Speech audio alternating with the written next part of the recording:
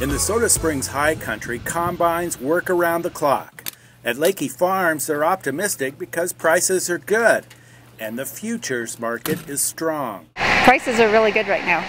They seem to be going up a little bit, and I think it had to do with some of the global economy on it. Some of the other grain fields, across the world weren't doing so good, so hopefully we'll help drive it up a little bit here for right now. Wheat futures for December stand at $7.31 a bushel on the Chicago Board of Trade.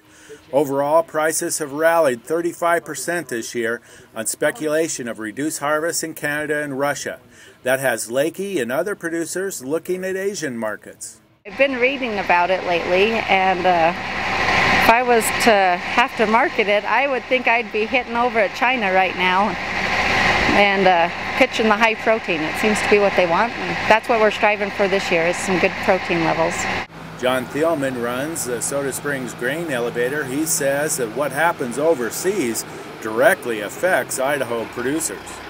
Of course, in dryland farming, a lot of our market is based on what's happening elsewhere in the world, and if things are going bad for somebody, that's generally good for us. But yeah, Russia's had challenges this year, and they've decided not to export and very much, and so that's always a plus. But our markets are driven a little more now than in recent years than they have been in the past, based on investment too. So Thielman adds that quality is excellent, but it's far from a perfect year. So far we're seeing a slight decrease in yields. They're probably off about, I don't know, just a guess estimate now. We're still right in the middle, so we're probably off 10% or so of what we usually are at this point.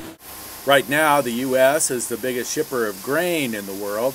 Idaho is one of the nation's largest producers, according to the U.S. Department of Agriculture. This is Jake Putnam reporting.